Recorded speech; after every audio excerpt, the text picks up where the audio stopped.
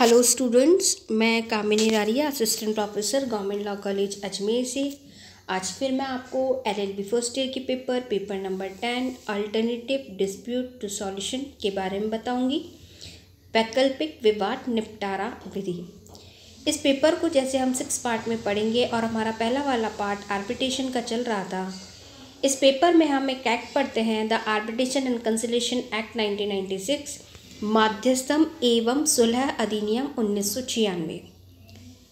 इस पार्ट में हमने पिछली क्लास तक देखा, जो कि हमारी सेक्शन 17 तक, चैप्टर 4 तक हमने पढ़ा था आर्बिट्रेशन के बारे में कि माध्यस्थम के क्या है, माध्यस्थम क्या होता है, इसकी आवश्यकता क्यों पड़ी, पक्षकार जो अपने विवादों का निपटारा करवाना चाहते हैं वो न्यायालय में न जाकर न्यायालय के बाहर जिस व्यवस्था से अपने विवादों को निपटाते उस व्यवस्था का नाम है आर्बिट्रेशन, माध्यस्थम। यह एक राजीनामे की एक व्यवस्था होती है जिसमें दोनों पक्षकार अपनी खुद की आपसी मर्जी से आपसी करार करके न्यायालय में न जाकर किसी एक व्यक्ति को या किसी अन्य संस्था को अपने विवादों को सुपुर्द करते हैं और उस करार के माध्यम से ऐसी संस्था या ऐसा मध्यस्थ आर्बिट्रेटर ऐसे पक्षकारों के विवादों को सुनकर उनका निपटारा करता है। आज हम चैप्टर 5 में पढ़ेंगे कंडक्ट ऑफ आर्बिट्रल प्रोसीडिंग्स कि आर्बिट्रल प्रोसीडिंग जो है, माध्यस्थम कार्रवाई जो है वो किस प्रकार से संचालित होती है, उस बारे में हम पढ़ेंगे। इस चैप्टर में हम सेक्शन 18 से पढ़ते हैं। माध्यस्थम कार्रवाई के संचालन से संबंधित समस्त नियम सेक्शन 18 से सेक्शन 27 तक में दिए गए हैं, 18 से 27 के बीच में। और सेक्शन 18 कहता है इक्वल ट्रीटमेंट ऑफ पार्टीज, यानी कि पक्षकारों के साथ समान व्यवहार किया जाए। माध्यस्थम कार्रवाई जब संचालित होती है तो मध्यस्थ का ये कर्तव्य है कि वह दोनों पक्षकार जो हैं उनके साथ समान व्यवहार करे। सेक्शन 18 कहता है the parties shall be treated with equality and each party be given a full opportunity to present his case। धारा 18 इस बारे में कहती है कि माध्यस्थम कार्रवाई के संचालन के दौरान पक्षकारों के साथ समानता का व्यवहार किया जाए और प्रत्येक पक्षकार को अपने मामले को प्रस्तुत करने का पूर्ण अवसर प्रदान किया जाए। सेक्शन 18 इक्वल ट्रीटमेंट के साथ जो बात कर रही है वो इक्वल ट्रीटमेंट की बात ये भी कर रही है कि कोई भी अगर पक्षकार है, चाहे पहला पक्षकार है या दूसरा पक्षकार है, दोनों को अपनी बात पूर्ण अवसर दिया जाना चाहिए कि वो अपनी बात को पूरी तरह कह सके। और जो मध्यस्थ होता है उसके लिए दोनों ही पार्टीज बराबर होनी चाहिए, पक्षकार समान होने चाहिए। समान पक्षकार होने की स्थिति में दोनों ही पक्षकारों को समान व्यवहार करेगा, समान अवसर देगा और समानता से उनके साथ कार्य करेगा। नेक्स्ट इसमें आर्बिट्रेशन प्रोसीडिंग में सेक्शन 19 की बात हम करेंगे। सेक्शन 19 कहता है determination of rules of procedure, कि इसमें रूल्स ऑफ प्रोसीजर किस प्रकार से इसमें फॉलो किया जाएगा। सेक्शन 19 कहता है कि मध्यस्थम अधिकरण अपनी कार्रवाई के बीच में, अपनी कार्रवाई के दौरान माध्यस्थम एवं सुलह अधिनियम 1996 जो हम पढ़ रहे हैं उसको फॉलो करेगा। इन कार्रवाई के दौरान सिविल प्रोसीजर कोड यानी कि सिविल प्रक्रिया संहिता, एविडेंस एक्ट यानी कि साक्ष्य अधिनियम से बाध्य नहीं होगा। यानी कि सेक्शन 19 ये कह रहा है माध्यस्थम अधिकरण जब पक्षकारों के विवादों को सुलझाने की कार्रवाई करेगा तो सीपीसी सिविल प्रोसीजर कोड और एविडेंस एक्ट के नॉर्म से बाउंड नहीं होगा। फिर ये सेक्शन ये भी कहता है कि माध्यस्थम कार्रवाई के पक्षकार दोनों जो है इसकी कार्रवाई के संचालन करने में माध्यस्थम अधिकरण द्वारा अनुसरण किए जाने के लिए प्रक्रिया पर सहमत होने के लिए स्वतंत्र हैं। यानी हम जो अभी ये बात कह रहे हैं कि वो सीपीसी के और एविडेंस एक्ट के नॉर्म्स के से बाउंड नहीं होगा, तो यहाँ पे अगर वो आर्बिट्रेशन प्रोसीडिंग किस विधि से, किस कार्रवाई से जो हो रही है, अधिकरण किस तरीके की कार्रवाई का अनुसरण कर रहा है, उसके लिए दोनों पार्टीज कंसेंट अपनी दे सकती हैं कि वो किस विधि से उनके विवादों को निपटाएंगे। सेक्शन 19 ये भी व्यवस्था करता है कि माध्यस्थम कार्रवाई से संबंधित किसी भी प्रकार के करार असफल होने पर माध्यस्थम अधिकरण उसी ढंग से कार्रवाई का संचालन करेगा जिसे ये उपयुक्त समझता है। यहाँ वो सेक्शन 19 आर्बिट्रेशन एग्रीमेंट जो हमने पहले की क्लासेस में सेक्शन 7 में पढ़ा था उस बारे में बात कर रहा है, या कॉन्ट्रैक्ट अगर दोनों पक्षकारों के बीच में हुआ था, संविदा हुई थी, उनके बारे में बात कर रहा है कि अगर किसी भी तरीके से किसी भी करार का उनके बीच में कोई सा भी करार कभी हुआ हो और अगर वो असफल हुआ है, वो अब काम नहीं कर रहा है, तो उस सूरत में मध्यस्थम अधिकरण यानी कि आर्बिट्रेशन ट्रिब्यूनल जो ये प्रोसीडिंग फॉलो कर रहा है उसी तरीके से प्रोसीडिंग को फॉलो करेगा जिसे वो ठीक समझता है। यहाँ पर कहने का आशय यहाँ पे ये है सेक्शन 19 का कि अगर किसी भी वजह से मध्यस्थम कार्यवाही से रिलेटेड किसी भी तरह का एग्रीमेंट फेल हो गया है तो उससे आर्बिट्रेशन जो ट्रिब्यूनल है वो अपनी प्रोसीडिंग को चालू रखेगा। वो जैसी भी उसको ठीक लगती है, उपयुक्त समझता है, जैसा भी अधिकरण वैसा वो कार्य करेगा। यहाँ section 19 determination of rules of procedure के बारे में कहता है। आगे हम बात कर रहे हैं सेक्शन 20 की, प्लेस ऑफ आर्बिट्रेशन की, कि मध्यस्थम का स्थान क्या होगा।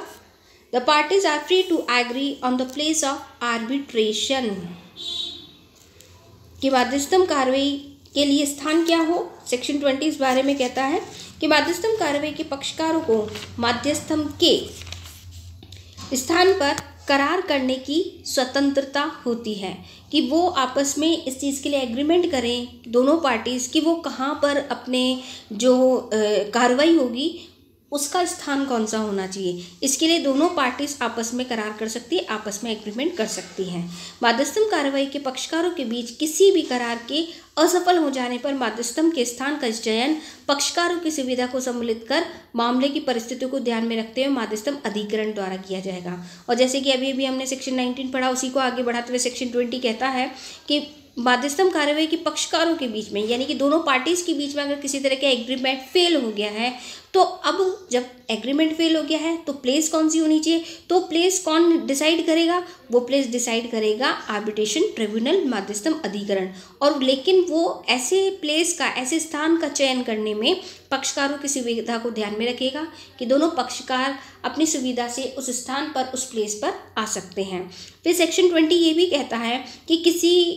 इस प्रकार से मध्यस्थम अधिकरण जब तक अन्यथा पक्षकारों द्वारा करार नहीं किया जाता ऐसे किसी भी स्थान पर मिलेंगे जिसे यह इसके सदस्यों के बीच परामर्श के लिए साक्षियों, विशेषज्ञों, पक्षकारों की सुनवाई के लिए या दस्तावेजों, डॉक्यूमेंट, माल या दूसरी संपत्ति का निरीक्षण करने के लिए उचित समझता है। यानी कि प्लेस के लिए ये इंपॉर्टेंट चीज़ रखी गई है कि अगर वो कोई विटनेस बुलाए जाने की आवश्यकता है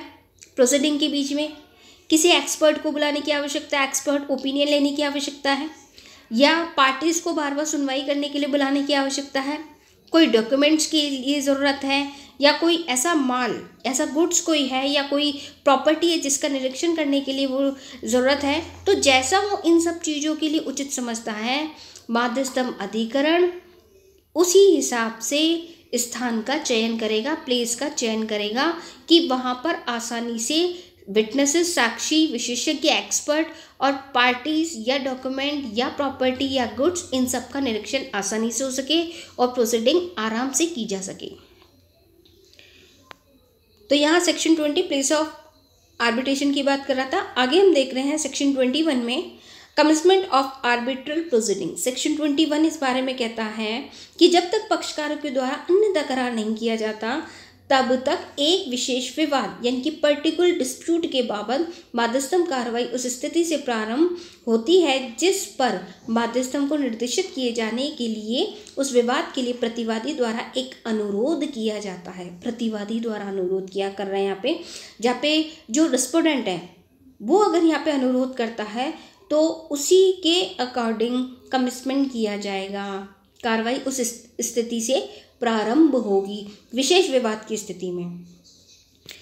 यहाँ पे सेक्शन 22 लैंग्वेज की बात करता है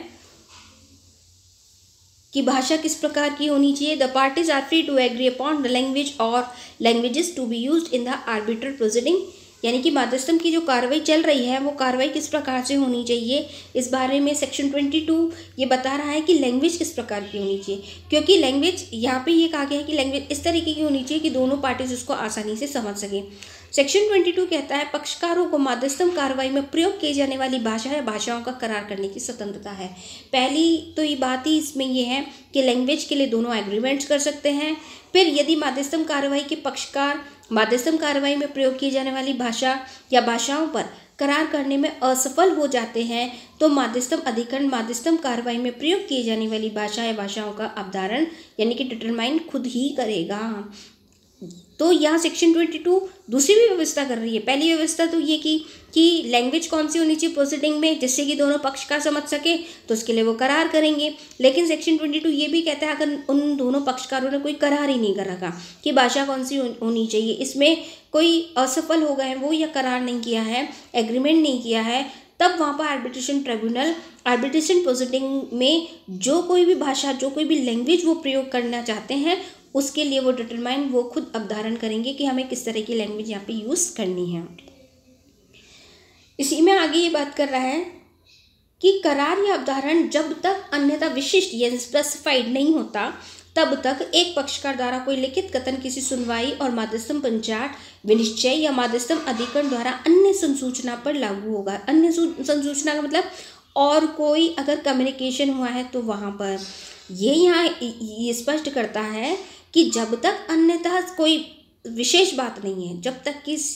ये कह रहे हैं प्रोसीडिंग के बीच में आप लैंग्वेज की बात करो और फिर यहाँ पे अगर कोई स्पेसिफाइड नहीं है तब तक एक पक्षकार द्वारा कोई लिखित कथन किसी सुनवाई कोई एक यानी कि दोनों या एक यानी कि रिस्पोंडेंट या पिटिशनर कोई भी मध्यस्थम पंचायत विनिश्चय या मध्यस्थम अधिकरण द्वारा अन्य सूचना पर लागू होगा, सुनवाई और इन सब चीज़ों पर।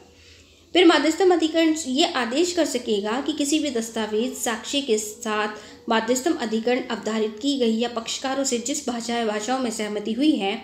उसी या उन्हीं के अनुवादित कर के साथ ही चलाया जाएगा। यह मध्यस्थम अधिकरण आर्बिट्रेशन ट्रिब्यूनल ये ऑर्डर भी दे सकता है, आदेश दे सकेगा कि जो कोई भी डॉक्यूमेंट है किसी भी दस्तावेज साक्ष्य के साथ मध्यस्थम अधिकरण जो कोई भी उसके में प्रोसीडिंग में जो लैंग्वेज यूज़ की गई है उसका ट्रांसलेशन साथ में एक साथ चलाया जाए, क्योंकि हो सकता है कि एक पार्टी जो है वो समझ रही है, दूसरी पार्टी अगर समझ में नहीं आ पा रही है तो उस सूरत में उनको ट्रांसलेटर की व्यवस्था करनी होगी। और जैसे कि हमने ऊपर के सेक्शंस में देखा वो ट्रांसलेटर की व्यवस्था वो विशेषज्ञ यानी कि एक्सपर्ट के अकॉर्डिंग भी कर सकते हैं, एक्सपर्ट को भी बुलवा सकते हैं उस चीज़ के लिए। यह सेक्शन आगे हम पढ़ेंगे 23 statements of claim and defence कि कब स्टेटमेंट क्लेम करने के लिए और डिफेंस करने के लिए होगी, वो सेक्शन 23 बात कर रही है इस बारे में। मध्यस्थम कार्रवाई के प्राथमिक स्तर यानी कि फर्स्ट जो स्टेज है उस पर प्रत्येक दावेदार को अपने दावे को पॉइंट वाइज लिखना होगा या बताना होगा और अपने दावों के संबंध में किसी तथ्यों को प्रस्तुत करना होगा। और इसके लिए यह भी ज़रूरी है कि वह विवाद बिंदु को उपचार या अनुतोष को जिसे वो प्राप्त करना चाहता है, जिसे वो चाहता है, बताना है। दूसरी तरफ प्रत्यार्थी के लिए आवश्यक है कि वह दावे के जवाब में अपने बचाव को बिंदुवार प्रस्तुत करेगा, लेकिन इस विषय में पक्षकारों के मध्य यदि कोई सहमति या करार है तो पक्षकार अपने दावे या बचाव को समरी स्टेटमेंट संक्षिप्त कथन के रूप में प्रस्तुत कर सकते हैं। यहाँ सेक्शन 23 दोनों की बात कर रही है, जो पिटिशनर है और रिस्पोंडेंट है दोनों ही अपनी बात को पॉइंटवार बिंदुवार दावे के अपने बात को लिखते हुए कोर्ट को यहाँ मध्यस्थम अधिकरण को ट्रिब्यूनल जो बैठा हुआ है उस ट्रिब्यूनल को बहुत अच्छे से बताएंगे। दूसरी तरफ प्रत्यार्थी यानी कि जो रिस्पोंडेंट है उसके लिए भी ज़रूरी है कि दावे को जवाब भी अपने बचाव को अगर वो बचाव करना चाहता है तो बचाव को भी वो बिंदुवार यानी कि पॉइंट्स वार लिख सकता है। आगे हम यहाँ पे ये भी देख रहे हैं कि पक्षकार अपने कथन तथा अपने दावे या बचाव से संबंधित जो कोई भी सपोर्टिंग डॉक्यूमेंट है पार्टी यानी कि रिस्पोंडेंट जो दे रहा है और अपने बचाव में या अपनी बात को समर्थित करने के लिए जो भी सपोर्टिंग डॉक्यूमेंट है या पिटिशनर अगर जो है अपनी बात कह रहा है और अपनी बात को कहने के लिए सपोर्टिंग डॉक्यूमेंट दे रहा है किसी अन्य दस्तावेज के साथ प्रस्तुत कर सकते हैं, यानी कि कोई दूसरा डॉक्यूमेंट उनको देना है उसके साथ अपनी बात को संदर्भित यानी कि अपनी बात को सपोर्टेड करते हुए कोई भी डॉक्यूमेंट दे सकते हैं। फिर भी यदि एक पक्षकार या दोनों पक्षकार आवश्यकता को पूरा करने में असफल रहते हैं तो इस संबंध में जो ट्रिब्यूनल है आर्बिट्रेशन ट्रिब्यूनल पक्षकारों को उचित निर्देश दे सकते हैं। वो उचित निर्देश देके उनको कह सकते हैं कि आप इस प्रकार का काम करिए या इस तरह की कोई डॉक्यूमेंट लेके आइए जो कि बहुत ज़्यादा आवश्यक है उस बारे में। यहाँ पर ये बात इसलिए कही गई है सपोर्टिंग डॉक्यूमेंट्स की कि जब वो क्लेम करना चाहते हैं तो भी सपोर्टिंग डॉक्यूमेंट्स दें और जब वो डिफेंस करना चाहते हैं तो भी वो सपोर्टिंग डॉक्यूमेंट दे सकते हैं। यहाँ पे सेक्शन 23 पक्षकारों को मध्यस्थम कार्रवाई के दौरान अपने दावे यानी कि क्लेम या बचाव या डिफेंस में संशोधन करने की वो अनुमति दे सकते हैं कि उन्होंने एक बार सपोर्टेड डॉक्यूमेंट लगा दिया, बाद में उनको लगता है नहीं इन्हें चेंज करने की आवश्यकता है तो वो चेंज भी कर सकते हैं। पक्षकार मध्यस्थ कार्रवाई के दौरान अपने दावे या बचाव की पूरक कार्रवाई यानी कि सप्लीमेंट्री प्रोसीडिंग भी कर सकते हैं वो चाहें तो, परंतु यदि अमेंडमेंट यानी कि संशोधन या पूरक कार्रवाई सप्लीमेंट्री प्रोसीडिंग्स कार्रवाई के करने का उद्देश्य उन्हें प्रस्तुत करने में विलंब करने का है तो मध्यस्थम अधिकरण ऐसी कार्रवाई की अनुमति न देने का अधिकार रखता है, यानी कि आर्बिट्रेशन ट्रिब्यूनल ऐसे पक्षकारों के कार्य को मना भी कर सकता है, क्योंकि जब उनको ये लगता है कि अपने दावे और बचाव के लिए जो सप्लीमेंट्री प्रोविजन ये यूज़ कर रहे हैं या और कोई डॉक्यूमेंट्स देना चाह रहे हैं, संशोधन अमेंडमेंट कराना चाहते हैं, वो सिर्फ देरी करने के लिए कर रहे हैं, विलंब करने के लिए ऐसे कर रहे हैं जिससे कि कार्रवाई और आगे बढ़ाई जा सके और पंचाट देने में यानी कि जो कोई भी डिसीजन है वो देने में बहुत डिले होता जाए तो उस सूरत में वो मना भी कर सकते हैं। या हम चैप्टर 4 को आगे की क्लास में और बढ़ाएंगे, सेक्शन 24 से हम नेक्स्ट क्लास में पढ़ेंगे। Thank you students.